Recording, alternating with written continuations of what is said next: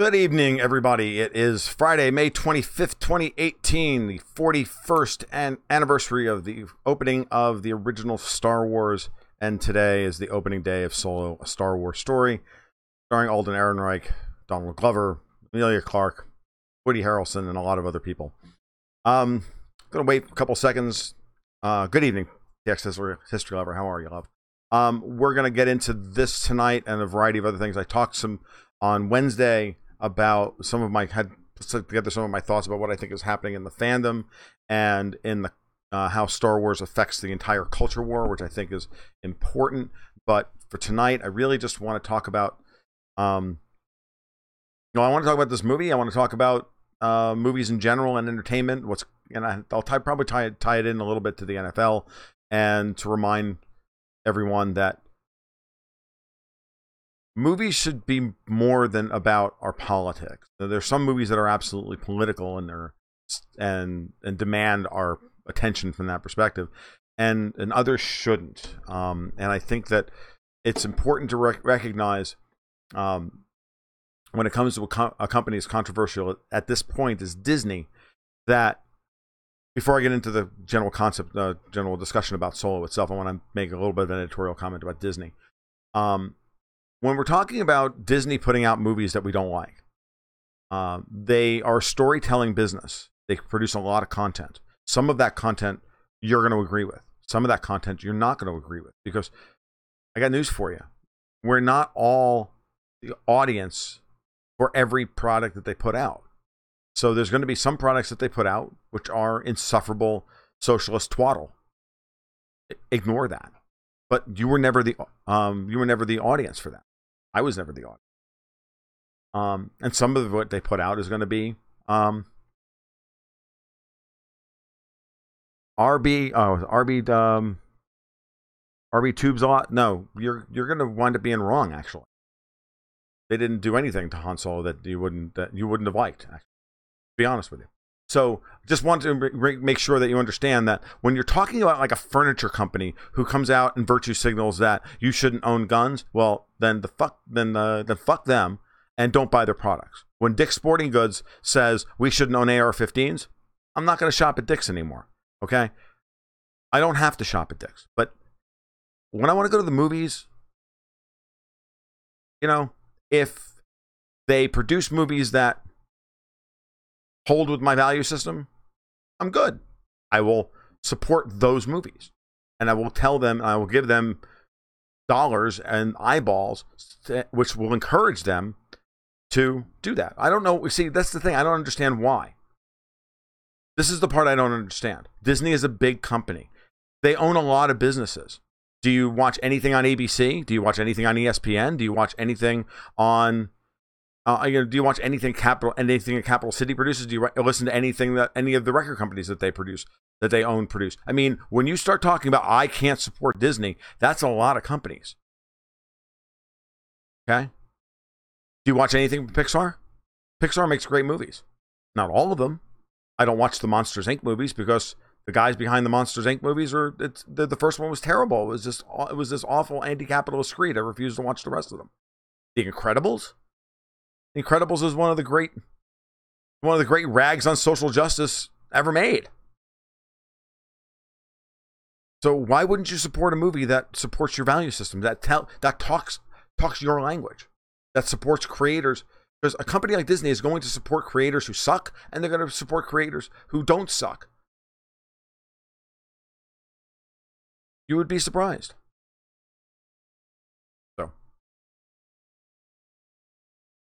I'm not telling you should or should do anything with your money. You do whatever you want with your money. I do not care, right?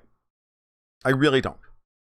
But at the end of the day, just keep it in mind that it's easy to boycott something like Starbucks because their owner is a virtue signaling homo and has now turned the place into a friggin' public bus station.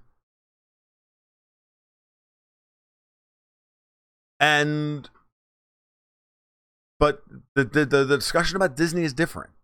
Doesn't matter if it's Disney or if it's CBS or Viacom or this one or that one. It doesn't matter. Just because they Just because Comedy Central pisses me off doesn't mean that nothing CBS produces is any good. I'm like kind of hard pressed to think of anything off the top of my head, honestly. I mean, look, the same company that owns MSNBC also owns Sci-Fi Channel. And Sci-Fi Channel has bought a lot of great Canadian sci-fi shows over the last decade or so that have been fantastic shows. Many of which, one of my favorites of all time is Continuum, which is an absolutely libertarian TV show. Okay? The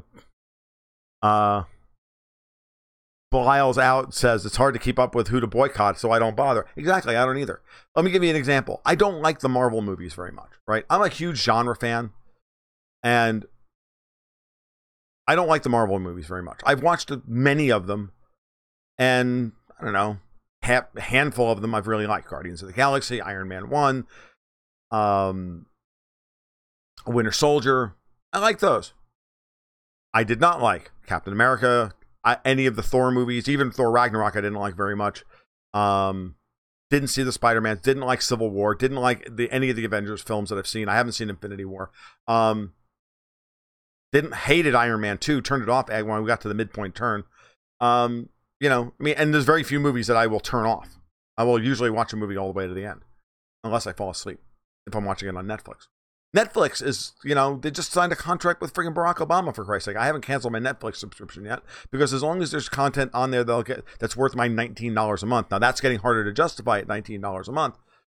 I'm going to continue to support Netflix. I'm just not going to give them any positive feedback by watching any of their garbage. Okay? So, yeah, the Marvel movies are paper thin and they're this shallow. So they're not very they're not very interesting. If they're not funny, or they're not really intense, or have a great emotional core, and I think The Winter Soldier is one of the few Marvel films that kind of transcends its own, it transcends the format. Then cool. Like Doctor Strange wasn't bad, but it's mostly because it was better because Benedict Cumberbatch is great.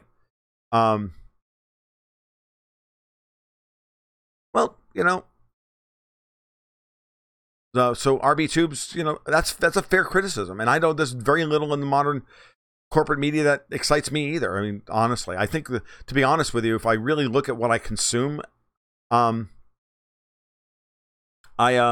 really like a lot of the Canadian sci-fi. Even though some of it is very lefty, but because they're Canadians, but a lot of it's really good. And it's just really good. I mean, I go from Dark Matter, which is not terribly lefty, from Dark Matter to Winona Earp is pretty good. The Orphan Black was good. My wife didn't like it, so I wound up not finishing it. Continuum was unbelievably good.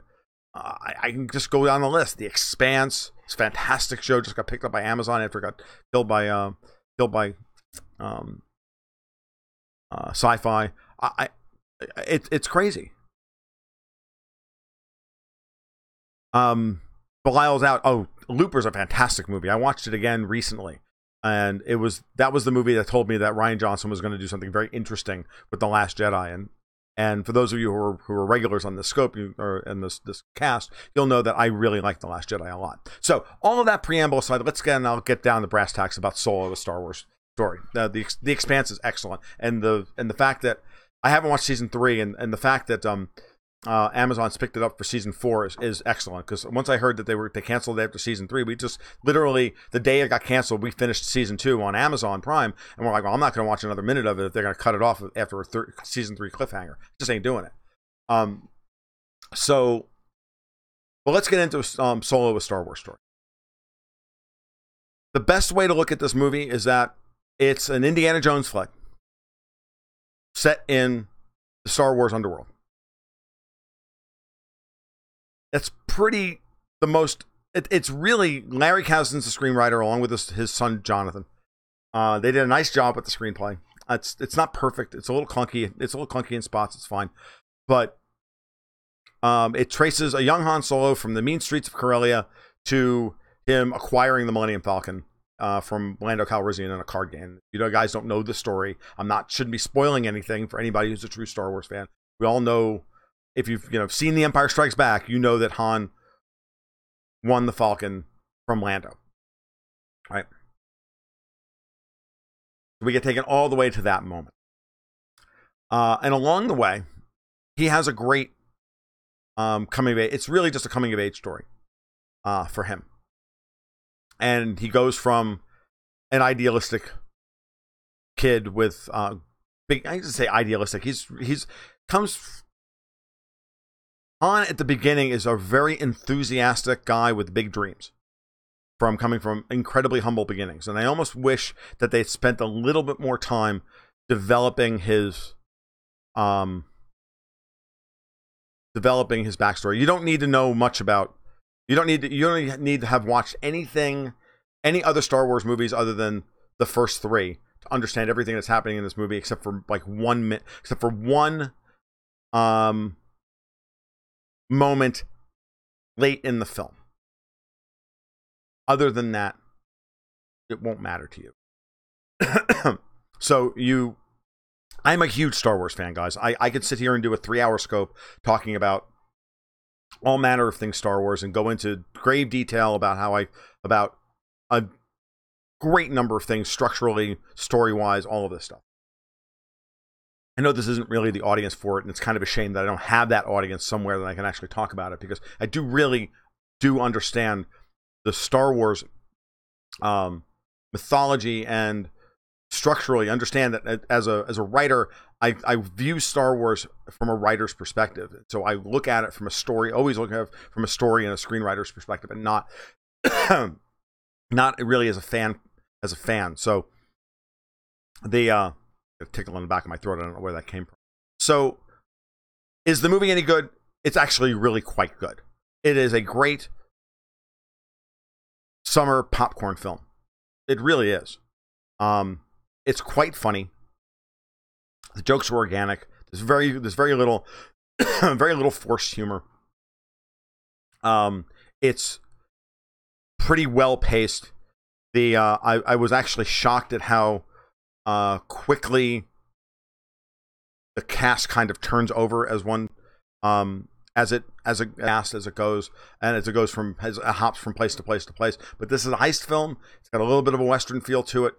But really it's closer to I'd say the closest thing. It really is very similar to Raiders of the Lost Ark, especially as Larry Kasdan as a screenwriter. It reminds me more of that than it does anything. And that's a good thing. It's not that it's Raiders of the Lost Ark, mind you, which is a different type of filmmaking, but that's the best thing I can say. Now, let's talk about Alden Ehrenreich as Han Solo. Does he fill Harrison Ford's shoes? No, he does not. But nobody can. What's interesting is I was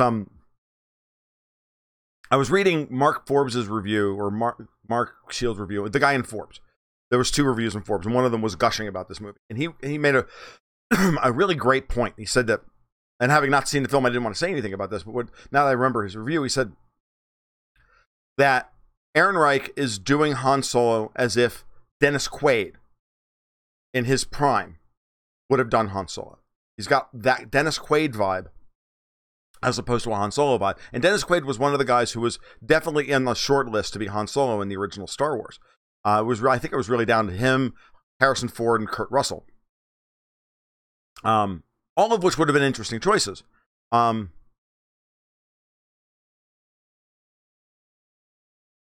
I'm 50, and I saw Star Wars when I was 10, and it was absolutely the defining moment of my childhood.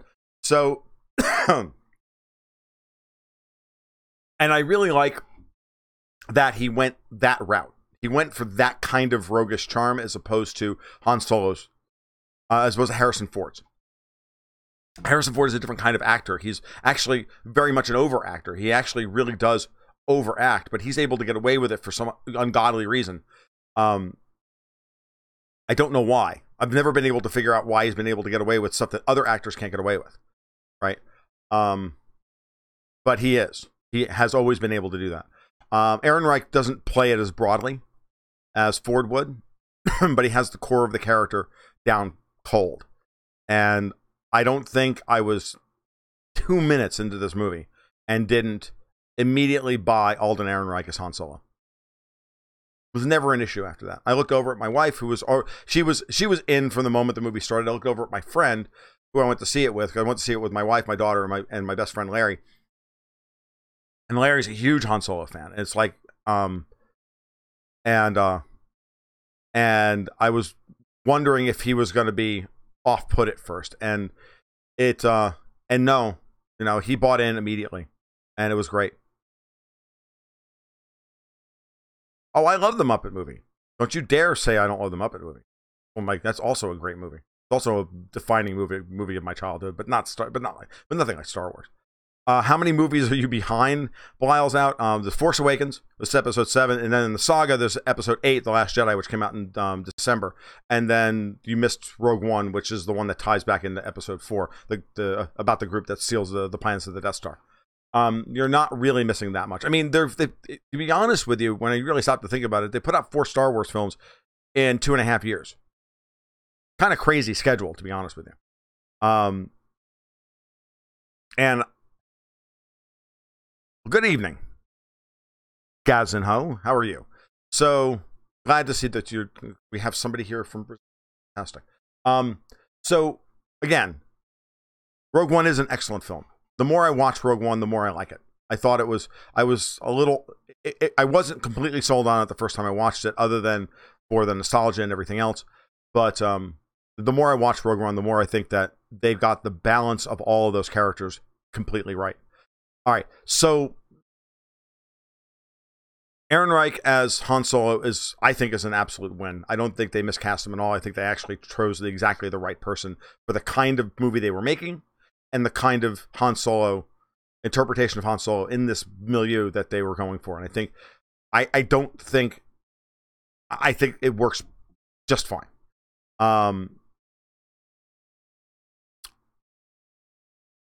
Donald Glover is Lando Calrissian. He's actually better than he looks in all of the trailer material. He's really good, and he's channeling Billy D. Williams in a way that I was not expecting, because you don't see any of that in the trailers. You see Donald Glover doing a very good Lando Calrissian, but you don't hear it in the voice. And many of his opening dialogue, the first dialogue you hear of him, you can't, literally, I couldn't tell that it wasn't a young Billy D. Williams. And it was awesome. So, yeah, you should watch all of the new Disney films are really, really good. The Last Jedi is going, if you're not a huge Star Wars fan, like if this isn't your religion, as I was talking about on my YouTube on my live stream on Wednesday, I was going on about how the fan backlash is really coming from like these right-wing social justice warriors who see flaming, they see flaming liberalism everywhere, and Kathy Kennedy should be, burned at the stake and all of this shit. And I'm like, you got to be kidding me. Let's just, let's cut the bullshit here. You guys are just doing this to get hits on YouTube and make money, and it's really quite sad, and to push an agenda that's not real. When the truth of the matter is that these films are actually quite all these films are actually quite good. The Last Jedi took a number of risks narratively, and extended what could and could not be done with the Force in ways that, frankly, made some people angry. Well, tough shit. It's by far one of the best written Star Wars films, if not the best written Star Wars film of all of them. And it shows from beginning to end. Does it have some pacing issues? Yes. Does do all the arcs work? No. Is it a perfect movie? No. And it's funny, we sat down to watch The Empire Strikes Back last night. I hadn't watched Empire in, probably, I don't know, 6-7 years. And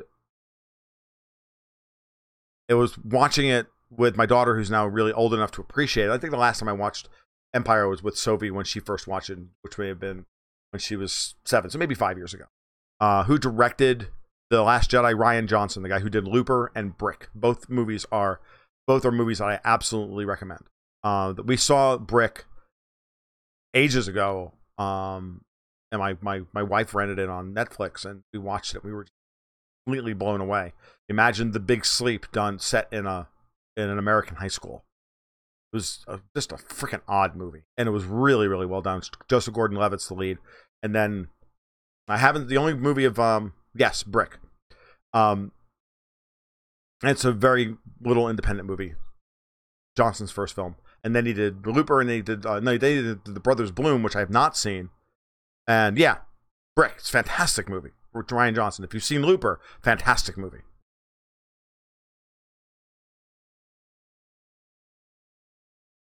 Well, RB, I understand, and that's part of what people are upset about. So RB is on YouTube is saying some things are best left alone. The mystique of the original trilogy is being eroded film by film. Star Wars is now a brand, and that saddens me. Nothing is sacred. The magic is gone.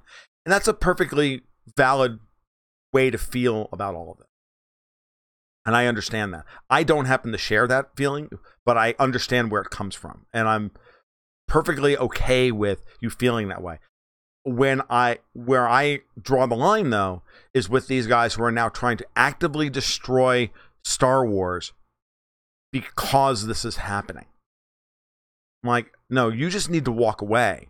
It's no longer what you thought it was or what you want it to be. It's no longer yours. And you should just go away and just keep the original trilogy close to your heart and ignore everything else. Right. And so, I mean, I get it, and that's fine. I look at it as, hey, after Return of the Jedi was, and let's think about this, because I've been living with Star Wars for most of my really conscious life. And I really, after Return of the Jedi came out, Lucas was done with Star Wars, and it wasn't until 1987 when the role-playing game came out for the first time. The original West End Games D6 based role-playing game, which I owned, which I played the shit out of, and I ran multiple games. I ran games for years when I was in college. That actually created a lot of the lore that we took for granted up until the Phantom Menace came out.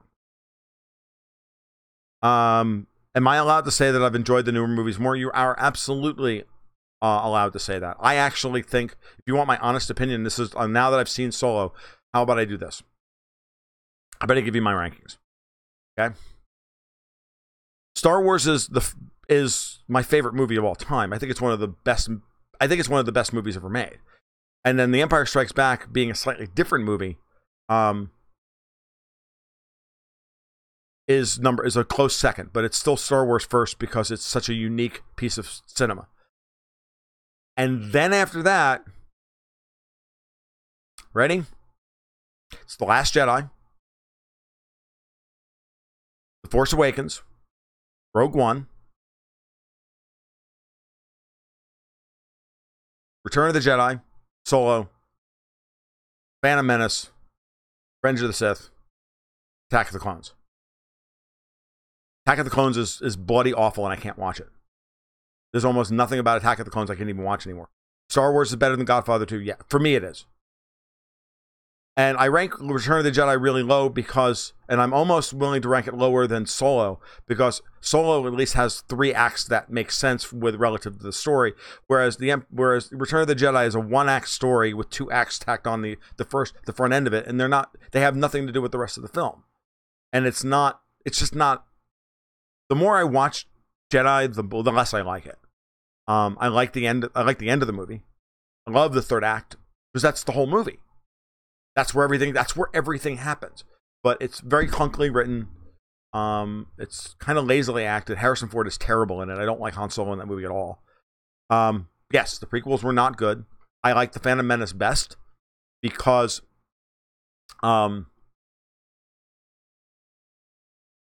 that's fine. I know that people feel The Empire Strikes Back is better than Star Wars, and maybe technically, sure. There's a lot to like about The Empire Strikes Back, but to be honest with you, Star Wars, it just is. I'm not a huge technical film guy, but Star Wars is amazing. Star Wars is like symphony. It's so well done. The editing is the edit job they did on Star Wars is superlative. Not saying that Empire isn't well acted, well directed, well scripted, all of that stuff. It's an immense film with the greatest reversal in movie history. But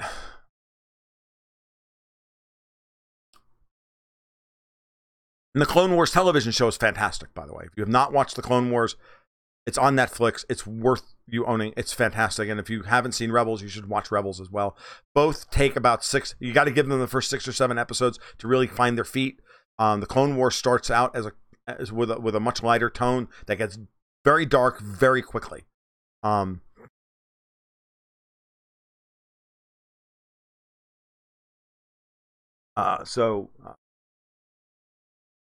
Scousy Tony, yeah, I agree. Solo is a nice change. It's a heist movie. It's not a war movie like Rogue One. It's a heist movie. It's a light, breezy adventure. It's got great characters. All the minor characters in Solo are well drawn, but they're well drawn in this characterization on the fly kind of thing that they did. And again, like Raiders of the Lost Ark, there's a lot there. There's a lot more there than you think there is on first viewing. It's just like Rogue One. If you watch Rogue One carefully, you'll see tremendous characterization of Cassian Andor, Chirrut Imwe, Baze Malbus. These guys are really well drawn. Okay, and I've said many times that, or we've talked about this a lot, that with an actor as big and as enormous as Donnie Yen, you can't possibly give him any more screen time than you give him without him taking over the movie. And it's not his movie.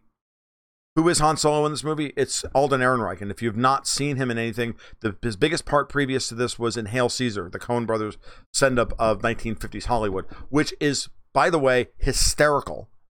And if you'd seen Hail Caesar, which I own and have watched at least half a dozen times, you realize that Alden Ehrenreich has serious freaking chops.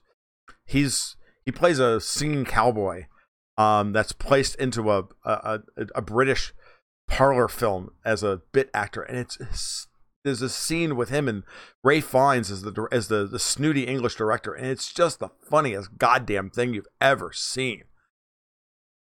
I mean, it's just hysterical, and him playing it perfectly with all this charisma, and he's awesome. He's the guy who plays the singing cowboy in Hail Caesar is Han Solo, and he does a wonderful job with it because he's not channeling Harrison Ford, he's channeling Dennis Quaid, and he gets the idealistic part of Han Solo perfect. And we take Solo all the way to that realization of what he's going to have to do to survive in the world that he's chosen to live in.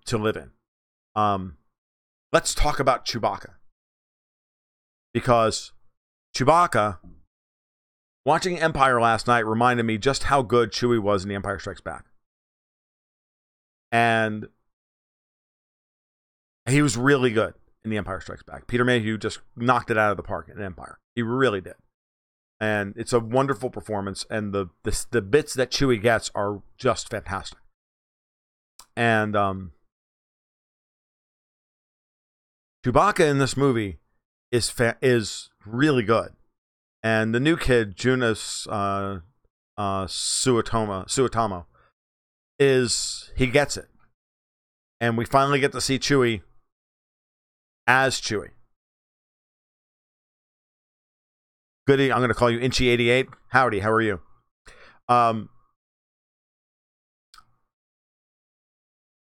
Really gets it. And the script gives Chewie a fair amount to do. Not as much as I was hoping, actually. I heard from a couple of different reviewers that this was almost like Chewie, a Star Wars story. I'm like, it's not quite that, but it is still strong. Chewie is absolutely, yeah, it's a different dude. He's younger. He's a basketball player. He's physically fit. He can do stunts. He can do all sorts of cool stuff. So you've seen a little bit of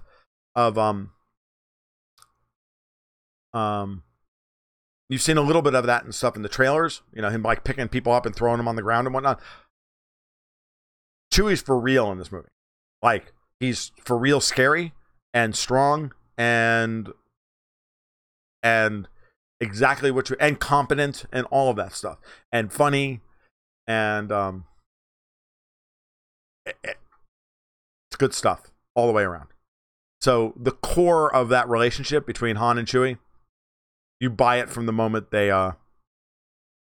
you buy that relationship. You just buy it. And, you know, if they didn't get that right, they were never, the movie was going to be done. But they got it. They got it right.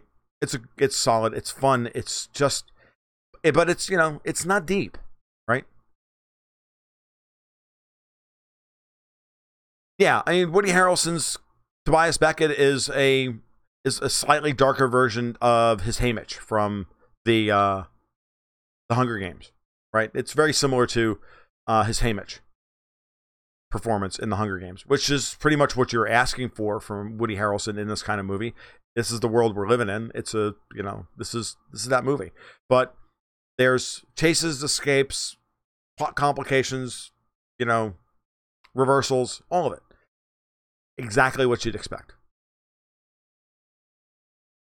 Yes, you can watch.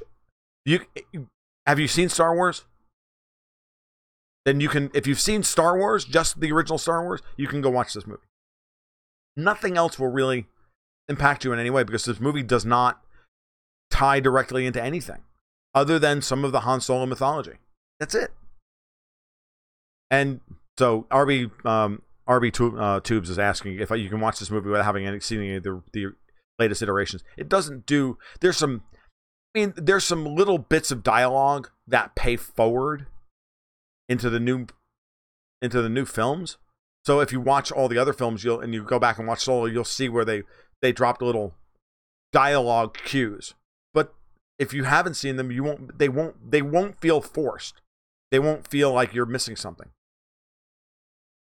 I generally like Woody Harrelson. I never really have a problem with that. I really like Donald Glover as Lando Calrissian. I really like how they handled Lando. Okay, give me a perfect example. So this shouldn't be too. I mean, if you know anything, this is about the Kessel Run, right? This is about the Kessel Run.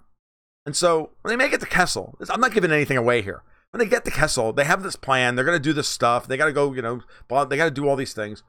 We're like, okay, so we're watching all this, and I just look up and go, where the hell's Lando? Like, and the reveal of what Lando's doing during this heist is almost worth your $13. It's that good. What are my thoughts on the Lord of the Rings series? I fucking love the Lord of the Rings films. I was never a Lord of the Rings fan. I finally sat down to read them just before Fellowship of the Ring came out. And I finally finished them. Because I tried for many years to read the Tolkien, and I just never could. Until I read a great article by Tom Shipley, who explained that Tolkien wasn't writing an adventure novel. He was writing a history book of the end of the Third Age of Middle-earth in the form of an adventure story. But it was really what this was a history text. And once I understood that, I let go of all of my preconceptions about how the story was, what mode I was supposed to be reading this. Because I'm a terrible reader. Reading from novels for me is actually really quite difficult. I read very slowly. So like, it would just bore the shit out of me. And I'd be like, why am I spending 20 pages? You know, why are these, where's the fucking action? And so the Fellowship of the Ring is a really hard read because it's really more of a history text than it is a novel. And but once I read it from that perspective, and then I got to the Two Towers and then Return of the King, and as the Lord of the Rings narrative goes forward, it becomes a more and more kind of standard narrative as the story goes on. And I actually started getting upset that I'm like, oh my God, this is starting to read just like any other book. What happened to the history novel that I was enjoying reading? I was actually kind of upset about that.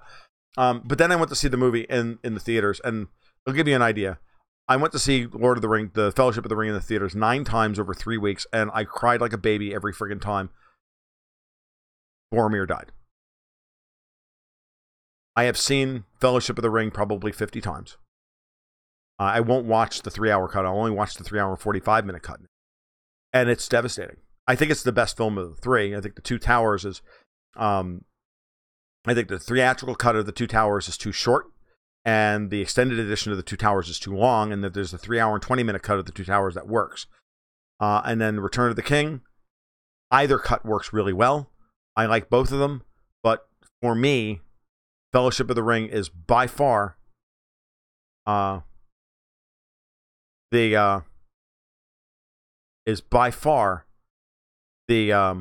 best of the films. It is beautiful Christian allegory, and Tolkien being a Catholic anarchist, so I have not read Siege, Rockwell's Ghost. So I absolutely adore the Peter Jackson films, though as a hardcore libertarian, and I understand reading the entire story that I will talk about Dune in just a minute. That having read that story, and when I got to the end of it, I understood that the Scouring of the Shire, which is the end of Return of the King after they go home, the Scouring of the Shire to me is the most important chapter in all of Lord of the Rings. And Peter Jackson wasn't making a movie about the hobbits going home and having to save Hobbiton, the Shire, from the forces of socialism and collectivism. And he was making a war movie about the return of the monarchy. My only real problem is that because Peter Jackson's a New Zealand lefty, he doesn't quite understand what the Scouring of the Shire is all about. And so he just left it out. And I think it's I see, if I were making The Lord of the Rings, or if somebody else were to remake The Lord of the Rings, I'd want them to do something different than, I'd want them to do a more personal take without all the war. And I think they can even do a version of The Lord of the Rings that would only take, say, you can do in 2 movies, with a lot less of the war and a lot more of, to get to that important moment when the hobbits go home and fight for their home. So what are my thoughts on Frank Herbert's Dune? The first book is tremendous. Frank Herbert is a guy who wrote one book and then spent the rest of his life trying to write that same book over and over again. And believe me, I've read enough Frank Herbert to be able to make that assessment. I love Dune. It's an amazing story. The David Lynch movie was god-awful. The Polish-Canadian sci-fi miniseries from from right around 2000 or so, with William Hurt and some others, was actually quite good, even though it was very low budget. And now apparently Denis Villeneuve of Blade Runner 2049, The Arrival, Sicario, is doing Dune as a 2-movie set. So Dune is an amazing book, and it's a great, great story. So have I seen Black Panther? No, I'm not a huge Marvel. I think I already established at the beginning. I'm not a huge Marvel fan. And yeah, I mean, Children of Dune is really good. Dune Messiah is kind of 200 pages long. It's just mostly, I can't block the trolls. I'm on Restream, so you're gonna have to block them yourself. Okay. I like the production design of the movie. I don't like the movie. I can't watch the movie; it's unwatchable. Have I seen Island of Dogs? No, I have not.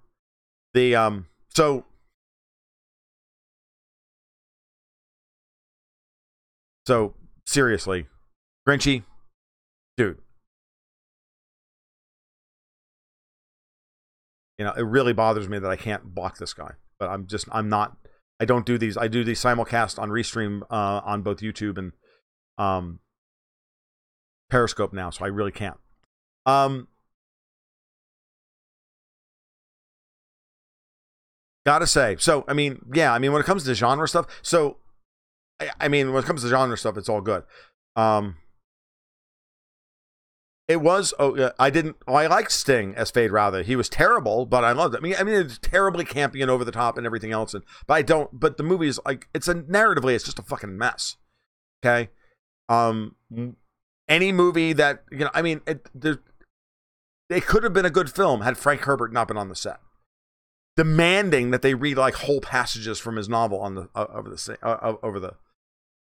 as voiceover, which is terrible. I can't watch it. even like the 4-hour version. So, now do I think Solo is, groundbreaking cinema? Absolutely not. But do I think it's a worthy addition to a Star Wars movie? Because the point I was going to try to make earlier to RB Tube's comment about Star Wars not feeling special anymore, which is that I got those great stories as a child, as a young man growing up, to help me have some purpose in my life. And I really did enjoy them from that perspective, and they were defining cinema for me, and they were fantastic. Yes, Tony, I agree with you.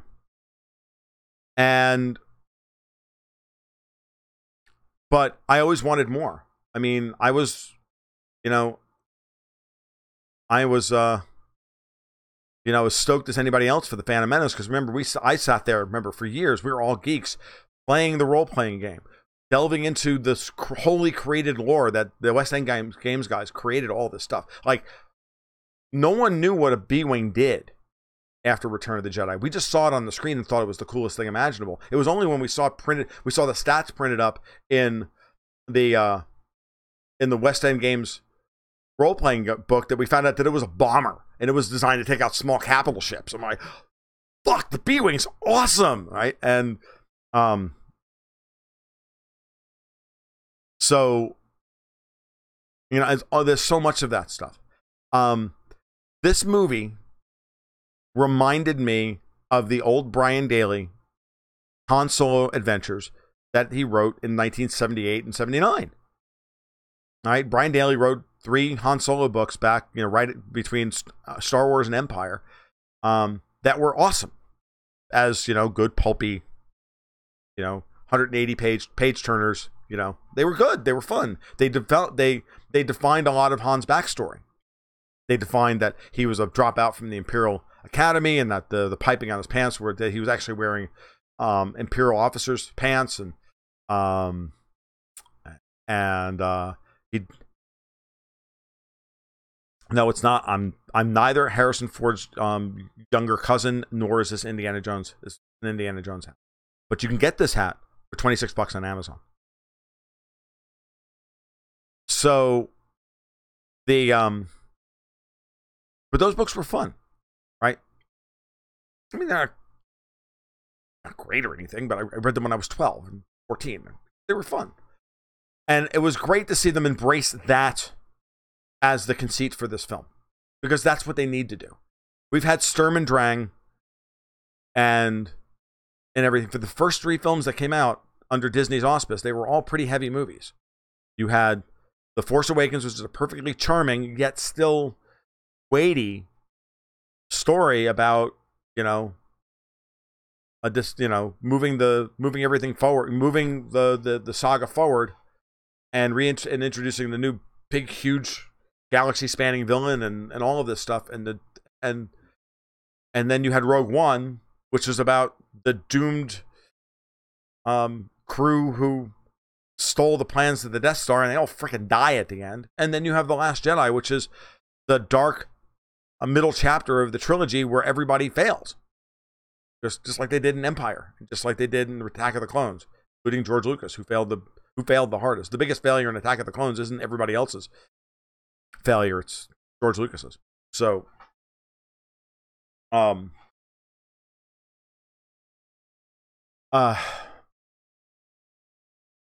so getting a Star Wars movie like this at this moment in time was really exactly what we needed. Abrams is overseeing, he's also the director and the screenwriter for episode 9, because they fired Colin Trevorrow because he's an idiot, because he wrote a bad script and they didn't like it, and they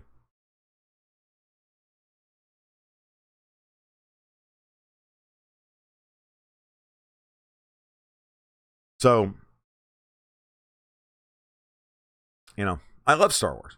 I think it's incredibly important storytelling. So I was thinking about this the other day. I think I talked about this. Didn't actually talk about this the other day. I talk about it now. And I really like what they're doing with the new films. I love the way they're shot. I love the pacing. I love the new. Let me put. I love Rey. Completely in love with Daisy Ridley. I think she's fantastic. And Adam Driver as Kylo Ren is fantastic, and so is Poe Dameron, and so is Oscar Isaac as Poe Dameron. Johnny Boyega is fine as Finn. I just think Finn is of the three new leads. I think he's the weakest of the three. But we'll see where he goes in episode 9. But let's kind of look at the whole story, right? So episodes 1, 2, and 3 are for all of their faults and all of their warts, they are the story of what happens when you have a tyrannical young male who grows up without a father, and then has 2 father figures, one of whom is incompetent, Obi-Wan Kenobi, because he's really his friend and not his father, and then the evil dad, Emperor Palpatine.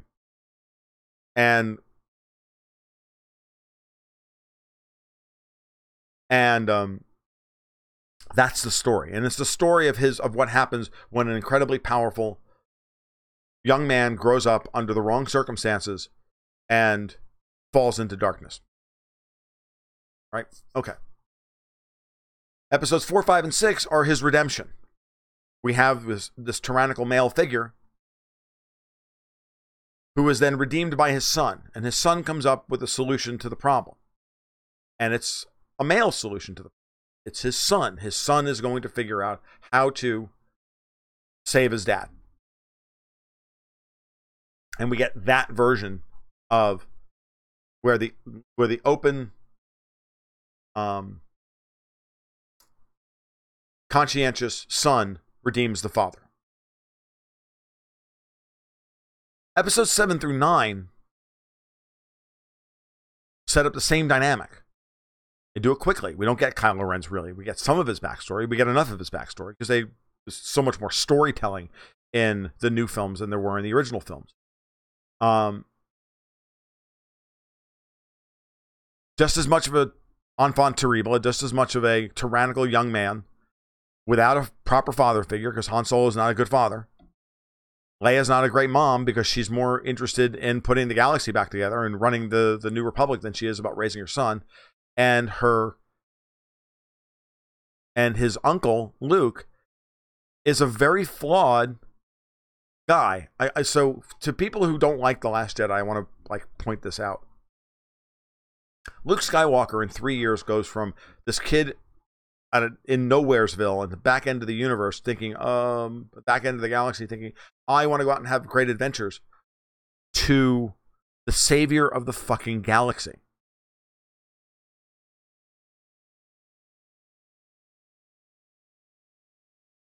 That's got to weigh on a guy. He was not groomed for this. He was not built for this. He didn't know that it was his destiny. It was just thrown at him.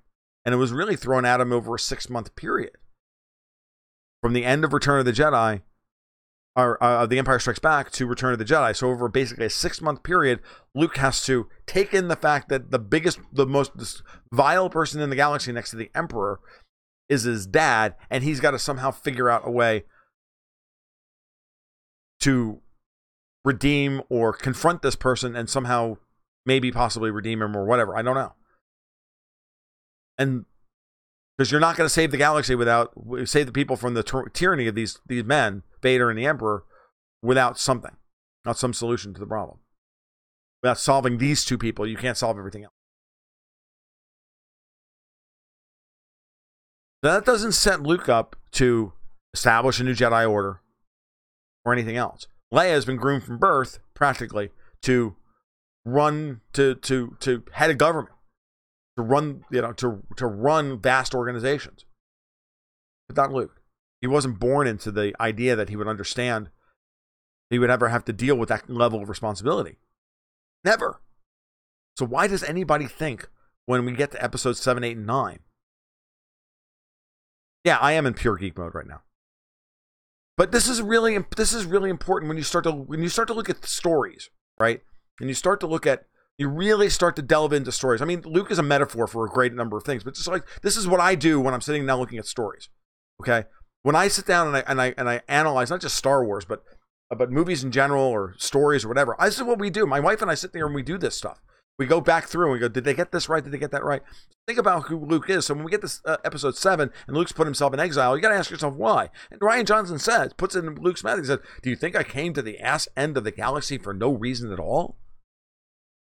Of course I came to, of course I'm ashamed of myself. Or this, I came here to die. I came here to get away from all this because I'm not the guy who can handle the responsibility of this. So for those people who are out there who are really, really angry about the way Rian Johnson handled The Last Jedi, I got news for you. It's a perfectly valid interpretation of Luke Skywalker, and it's actually one that I've been expecting for 30 years.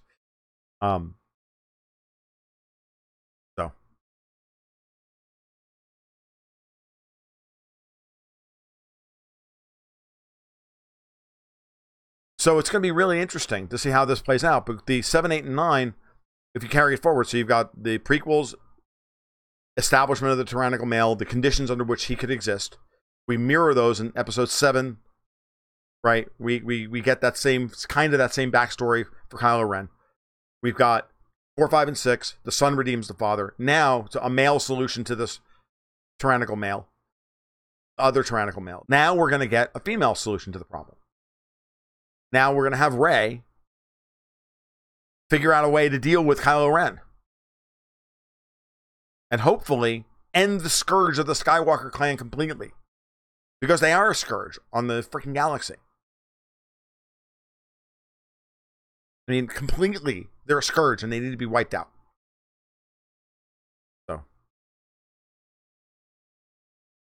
I'm Italian, not Jewish. Fuck off. I was raised Catholic. I'm neither. All right. Oh my God. So that's where we are. That's what's being set up. And from that perspective, it's actually really quite sad that Carrie Fisher's dead. Because Rey was going to need Leia to deal with Kylo Ren. And unfortunately, I don't think it's going to happen. It's unfortunate, actually. I would prefer understanding the story now this way. I would be perfectly acceptable. I would be perfectly fine with them doing a CG Carrie Fisher in order to tell the story properly. But that's me, because the story is more important. Because 20 years from now, kids are going to watch these movies, and I would rather have the story be told properly than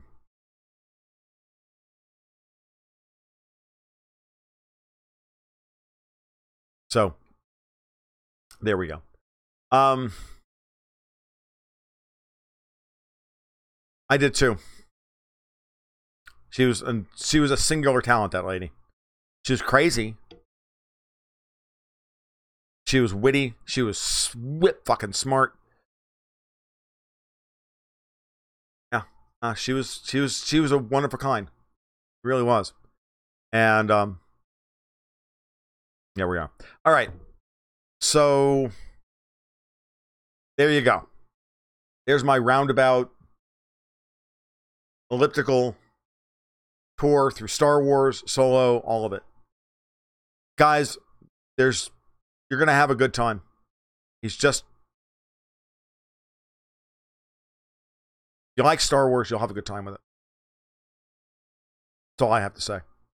But, getting more of these movies and just being able to play in this universe, to me, it's just like, it's what I used to do on a Saturday afternoon or, when we were in college and we'd we'd make characters and I'd run people through some crazy freaking adventure, and it was fun. And living, and creating and trying to create new canon was fun. So Quasi Loco on Periscope says, I enjoyed Firefly. I did too, but being a libertarian, it's really painful watching Joss Whedon, a flaming lefty, write a libertarian in Mal Reynolds. I know. there's nothing you do. When I used to do this just strictly on Periscope, I would have blocked these guys. I used to have an incredibly active ban hammer, but it really comes out better if I do this through Restream because their server is much closer to my home in North Florida. So, but Firefly was well written. It was interesting. Serenity is a fun movie. Cast was great. All of that stuff. It was cool. I felt that way about Dark Matter. Really liked Dark Matter. Great cast, great story. So much of that Canadian sci-fi that I was talking about earlier is all about female leads finding their identity. Like all of these shows are fundamentally kind of at their core are all the same. Orphan Black, Lost Girl, Winona Earp, Dark Matter, Killjoys, all of them. Continuum, they're all about these. They all have prominent. They all have female protagonists who are all kind of. Dark Matter is a great freaking series where it's about this group of people that wake up on a ship with no memories, and they only know and they address each other as number 1, 2, 3, 4, 5, and 6. Fantastic show, and they recover their identities over time. Then they find out that they're freaking mercenaries. Great show. Canceled by Sci-Fi after 3 seasons for basically what it comes down to $100,000 in profit.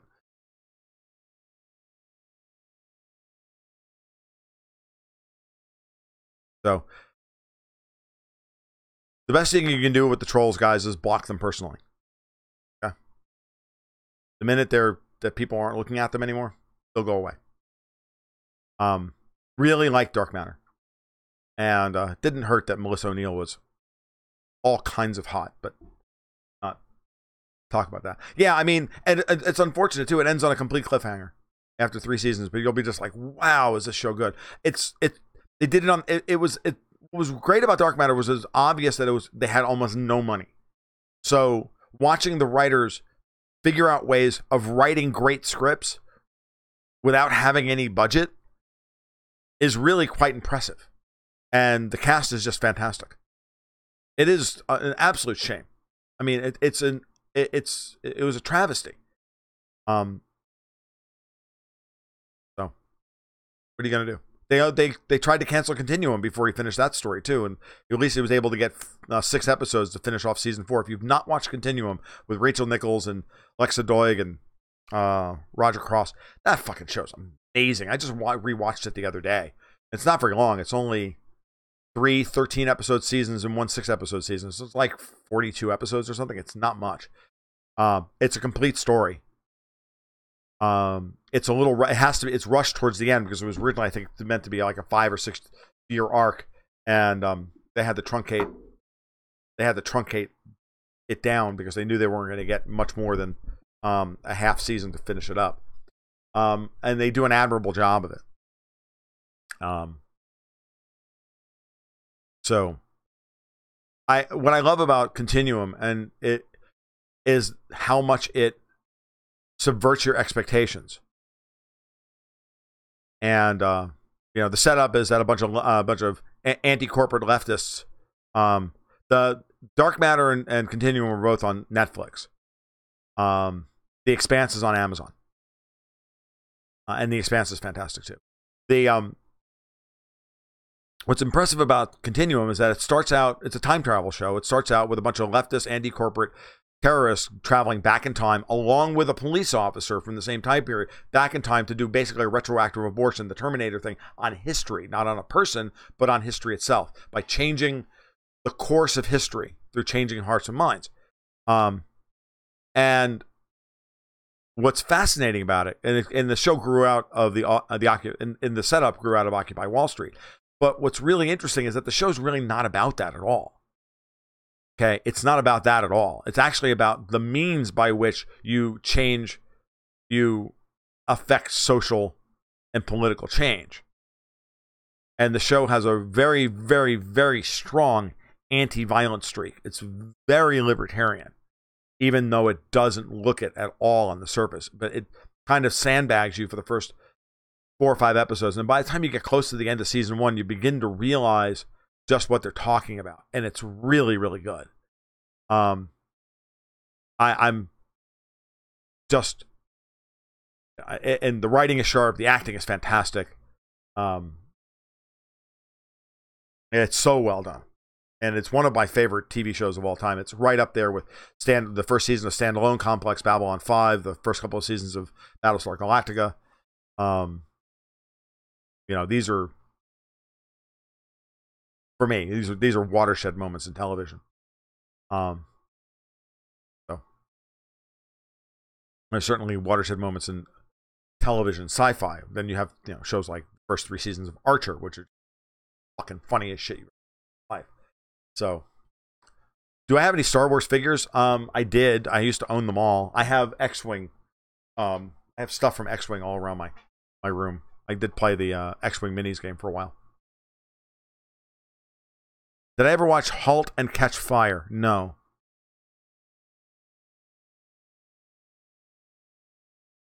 I did give most of my original Star Wars, like my most of my toys, like my X-wing and my TIE Fighter and Land Speeders, I gave them all to my daughter.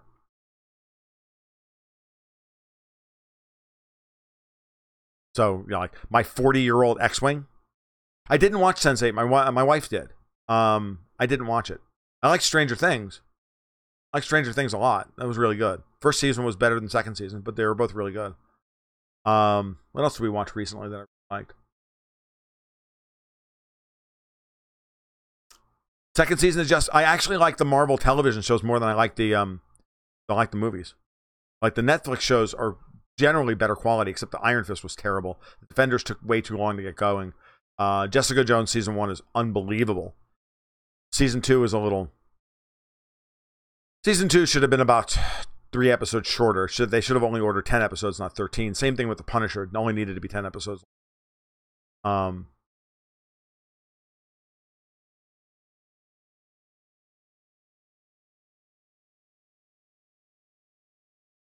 it was good. It wasn't anywhere close to as good as the first season now. But the second season was good. I mean, what I didn't like about second season really was Trish, actually. I liked Jessica. I liked all the new characters. I didn't. Fuck Iron Fist. It was dumb.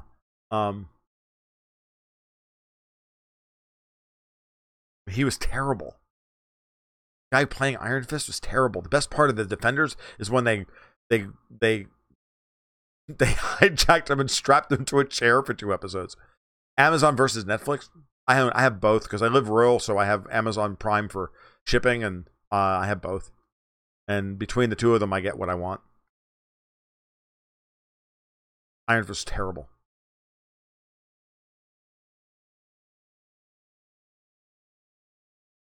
No, I don't have a huge collection of Stormtroopers. When I was a kid, I had 3 because you needed 3 in order to set up really cool scenes. I had 3 Stormtroopers. Of the action figures, of course.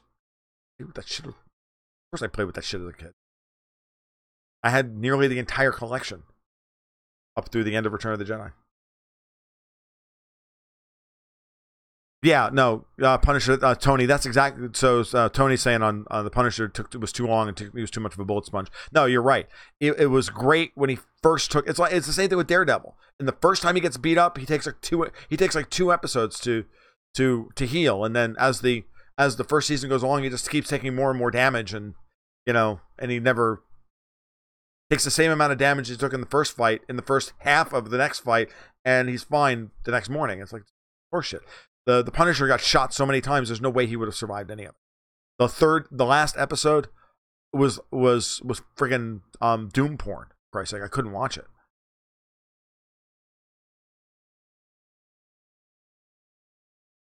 Reed Hastings has been a social justice fucking homo for ever. He's the CEO of Netflix. 90% of Netflix original material is garbage because it's social justice homo shit.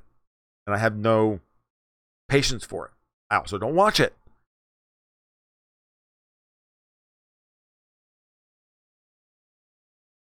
Same thing with Obama. I can tell you that if they raise the price again in order to cover the Obama contract, I will cancel Netflix. But did I ever strap Firecrack? No way, dude. I paid for all those myself. My parents didn't buy that shit for me. I bought them all. So no, I didn't strap firecrackers to my action figures.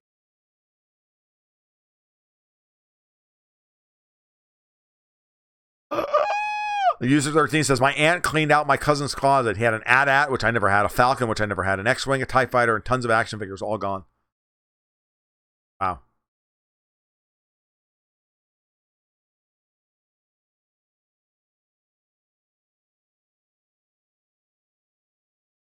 I'm not a homophobe.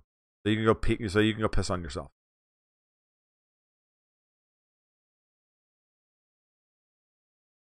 I just think social justice warriors are homos.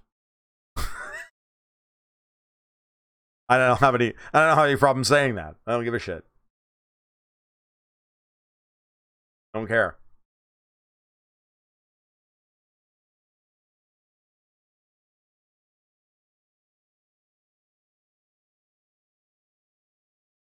All right. We're at an hour. You guys don't want to have anything else you want to talk about? We're done.